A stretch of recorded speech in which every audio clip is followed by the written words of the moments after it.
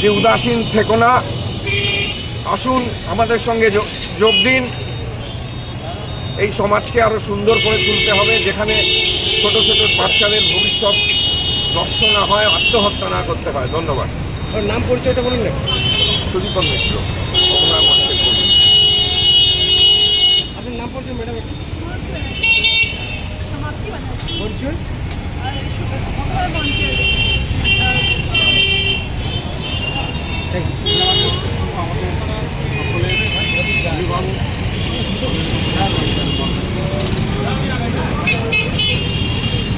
আজকে শুভ সন্ধ্যা বলার দিন নয়, আজকের দিনটি অত্যন্ত মর্মান্তিক দিন।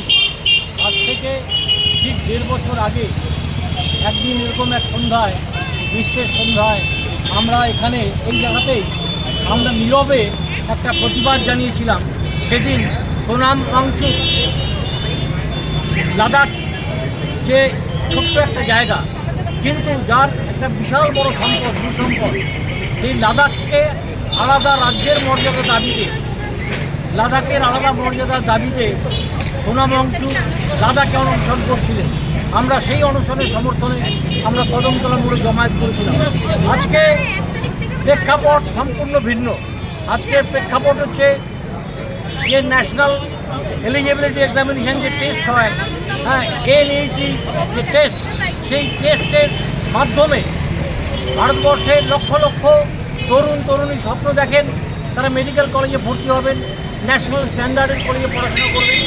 কিন্তু সেই টেস্টের মধ্যে দিয়ে যে ভয়ঙ্কর একটা কেলেঙ্কারি প্রকাশ পেয়েছে এবং সারা ভারতে এই ব্যাপারটা নিয়ে যেরকম আলোড়ন চলছে, সেক্ষেত্রে জলপাইগুড়ি তার নিজের চরিত্র বজায় রেখে নিশ্চুপ আছে। আমরা একটা সময় মনে করলাম যে না, মানুষের কাছে এই সমস্যা নিয়ে যাওয়া উচিত। ইতিমধ্যে আপনারা সবাই অবগত হয়েছেন যে দিল্লিতে জান্তর মন্তরে প্রচণ্ড কঠিন পুলিশি প্রহরার মাঝখানে বেশ কিছু যুবক যুবতী অনাহারে আছেন, অনশনে আছেন।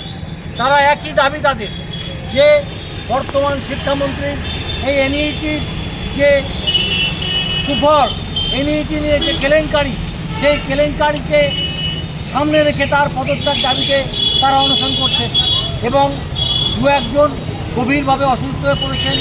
আজকে তারা 8ম দিনে পা দিয়েছেন। আমরা তাদের প্রতি সহমর্মিতা জ্ঞাপন করি এবং আমরা যারা আজকের এখানে উপস্থিত হয়েছি, আমরা সবাই আমাদের পক্ষ থেকে জানাই যে আগামীতে এই বিষয় নিয়ে যে কোনো আন্দোলনে জলপাইগুড়ির মানুষের পক্ষে আমরা লড়াইয়ে সামিল থাকব। যারা আছেন উপস্থিত তাদের সবাইকে আন্তরিক ধন্যবাদ।